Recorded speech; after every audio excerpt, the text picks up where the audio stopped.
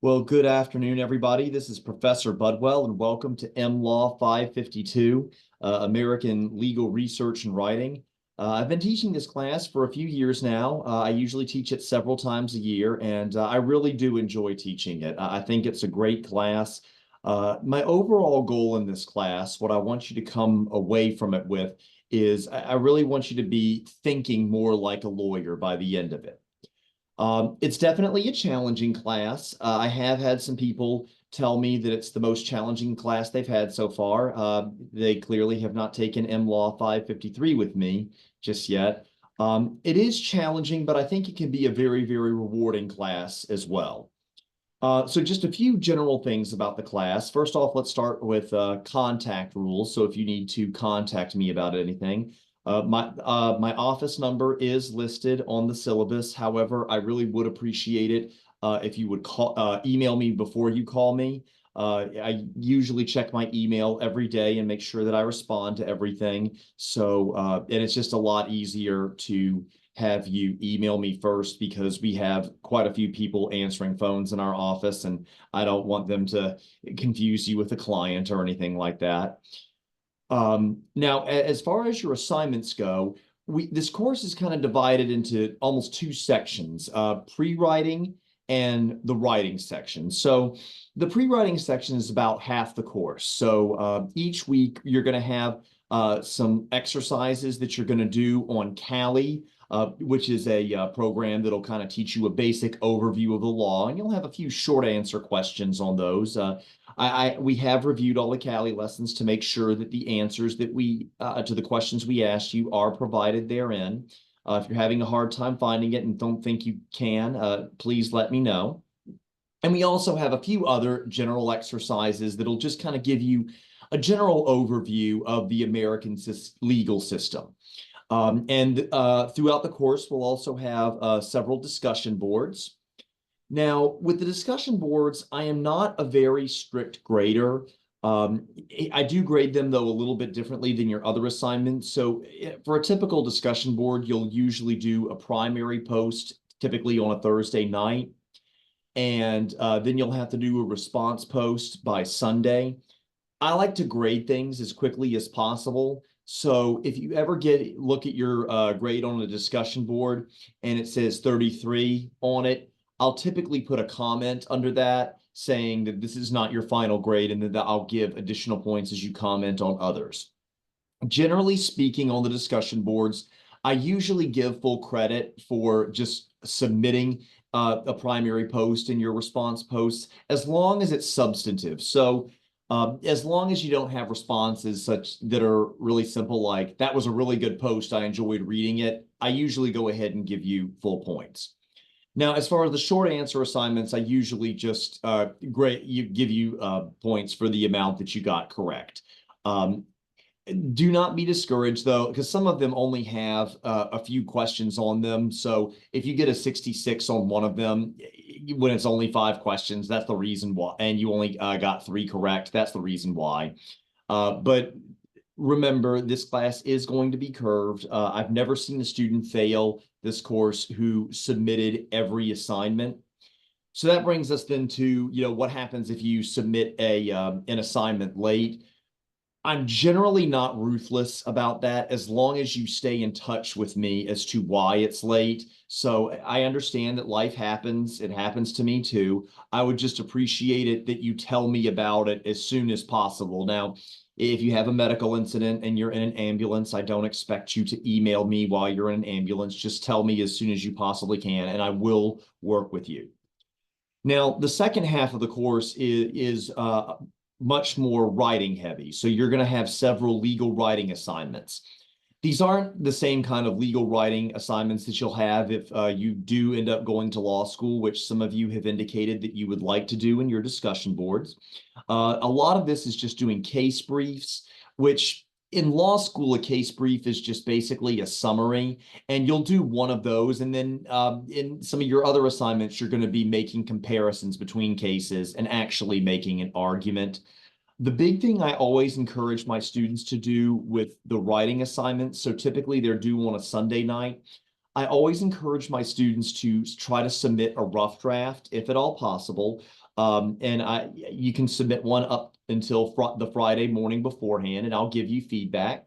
Generally speaking, the students who have taken the time to do a rough draft usually end up doing a whole lot better than those who have not. I do try to make it very, very clear what I'm expecting. So I usually send out pre-recorded videos before an assignment, just kind of letting you know what I'm expecting and giving you some helpful hints on it. And some of the fact patterns are actually a lot of fun. So I really do think that while this class can be challenging, it can also be a very enjoyable experience for you. I really don't have much of a policy when it comes to academic dishonesty. Just don't do it. Please don't cheat on any of these assignments. I think that that's really all that I have in general about the course. I did not receive any questions sent to me via email prior to this. However, I will open the floor up if you have any quick questions that you would like an answer to.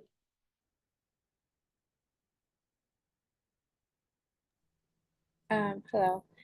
Quick question. So if we get an assignment and we don't like the grade, can we resubmit the assignment later on or before the class is That is a over? good question. No. So if you submit something to me on Canvas, I usually go ahead and grade that. And usually when I'm grading it, I tell you where you went wrong. So to give you guidance for future assignments. Remember though, especially in the writing assignments, you can do a rough draft ahead of time. That is the opportunity that you have to learn from your mistakes without having a grade attached to it. So I do very strongly encourage you to do a rough draft. Now, if you really, and again, don't worry about like failing the class. As long as you're getting all the assignments submitted, you're probably going to pass. I've never seen somebody who submitted every assignment who got a grade that was not very good. So Thank you. you're welcome. Are there any other questions? Just a question about those rough drafts. Do those get submitted through Canvas or is that emailed to you or what's the process on? That's a good question, and thank you for asking. So I want those to be emailed to me, typically on my Outlook, leebud@region.edu, and I'll make sure that that's clearly posted. There have been times in the past when people have maybe put one on Canvas. Generally speaking, once something's up there, I usually treat that as the final product. However, if somebody puts something on there and they clearly don't understand what they're doing and there is still time, I have in the past treated those as a rough draft, but don't count on me doing that. So yeah, that's a good thing to think. And that also brings me to this point. Once you submit something in Canvas, I'm typically going to treat that as your submitted assignment unless you email me and let me know that it was submitted by mistake or something like that. All right? Thanks. All right. Any other? Oh, wait a minute. Okay, and I just got it. Okay, so I just got a message saying this class is challenging, but I'm learning a lot. And that is the case for a lot of people. It is very challenging. And just remember, though, I am here to help guide you through the process. So please communicate with me if you're having a hard time. I want to see you succeed. I don't like grading bad papers. For one thing, they take a heck of a lot longer to grade. I like it when people submit good papers to me. They're much easier and much more pleasant to grade. And I really want to help all of you do well on this. So now let me see, were there any other questions that were submitted in the chat? Okay, so the week one discussion, I'm usually pretty lenient on that one.